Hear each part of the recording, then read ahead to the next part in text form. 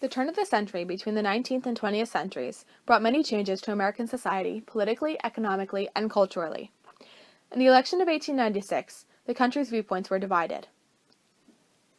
Coming off of the heels of the Reconstructive era after the Civil War, people had to choose between progressive ideals or big business ideals when choosing a candidate.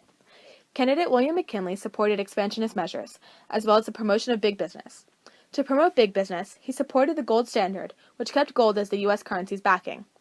McKinley's opponent, William Jennings Bryan, supported the free silver issue, which would give more of the nation's wealth to lower classes. The most famous speech Bryan had ever given was called the Cross of Gold speech, which exemplified the negative aspects of gold backing. Both candidates, however, avoided the topics of racism and segregation during their campaigns. The Plessy v. Ferguson Supreme Court case of 1896 gave states the power to place a large body of American citizens in a condition of legal inferiority.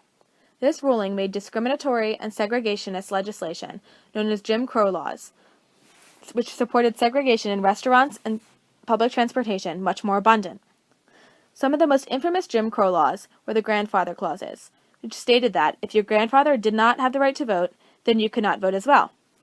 Given that African Americans weren't granted the right to vote until 1870, not many African Americans were able to vote in 1896, making black disenfranchisement more and more popular at this time. Civil rights activists were enraged by these new laws. Ida B. Wells was one of the most influential female civil rights activists of her time. She spoke out strongly against the lynching of African Americans and accused the white man of lynching African Americans who were beginning to gain success in the workplace. Another activist was Frederick Douglass. Douglass speculated on the fact that at the Chicago World Fair, a clear distinction was made between American and European culture versus Asian, African, and Middle Eastern culture. America and other Western nations used the idea of the white man's burden to justify their imperialism in other countries.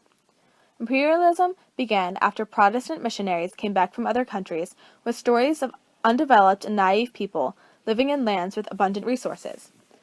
American businessmen saw this as an opportunity and quickly involved themselves in these nations.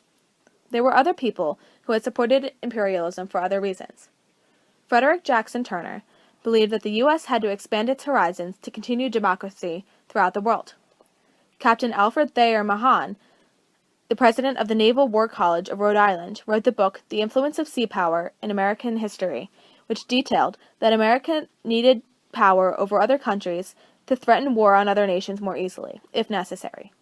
James Blaine's Good Neighbor policy was created in the hopes that America could have more power over foreign nations in order to have more influence in the world. The turn of the century was a pivotal moment in America's history and had a huge impact on America.